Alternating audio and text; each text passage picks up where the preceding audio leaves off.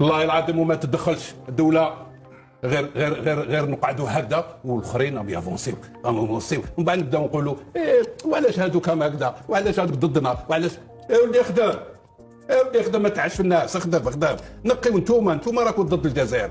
الملعب الرباط ملعب ما شاء الله. راك شوفوا الملعب ديال طنجه عاود ما شاء الله تقدم في اشغال ملعب طنجه على المحيط ديالو، وسيرتو هذاك المحيط ديالو غادي يكون من احسن، يعني ملي تكون عندك محيط يعني كبير بهذيك الفخامه، ويكون هذاك الارضيه ديالو ما شاء الله. زيد الملعب يعني في الدوران ديالو غادي يكون مغطي ضربه واحده من الفوق، غادي يبقى يكون مغطي كامل تقريبا، لانه سمعنا المدير ديال هذاك الملعب قال لك غادي يكون تقريبا مغطي كامل، المدرج مغطين، يعني حاجه كبيره. زيد السعه ديالو كبيره بزاف. زيد غادي تعطيك واحد النظره، يعني الملعب جا في واحد موقع استراتيجي كبير، لانه الجمهور غادي يكون برا، يعني عنده فين يتحرك، عنده فين بزاف الحوايج.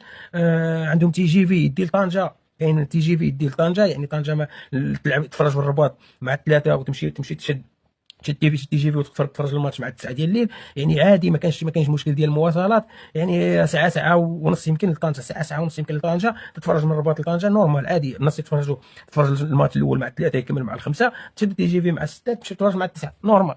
8 توصل لطنجه، تدخل عندك ساعه ديال الدخول انت داخل، غادي يكونوا سالس الدخلات ديالهم، يعني الناس خدامه، وواحد حاضيهم في المواقع والكذوب والهرطاقات، ومنا الناس راهم ملعب ما شاء الله.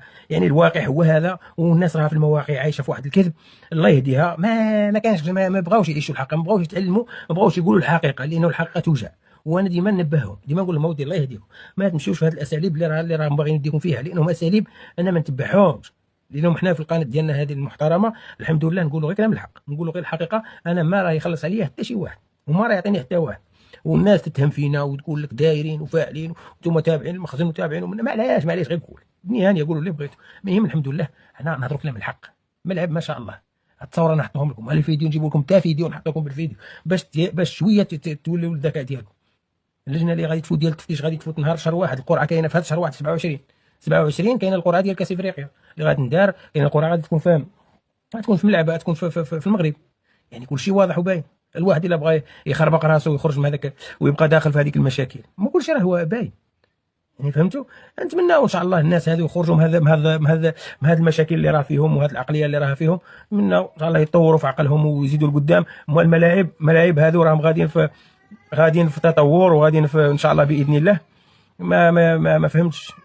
ان شاء الله باذن الله راهم غادي نقول لكم في تطور. ملعب الرباط ملعب طنجه غادي في واحد الطريق، يعني ما شاء الله عليها، وما بقاش قد ما فات، يعني بقى غير شهور. هي نورمال شهر 3 مارس الملعب ديال الرباط يكمل، والملعب ديال طنجه يكمل. الملعب ديال محمد الخامس عاود شفنا حتى هو غادي في تقدم كبير. الملعب ديال مراكش يعني راهم في واحد السرعه قصوى، يعني من 3 شهور يكون كلشي كامل 4 شهور.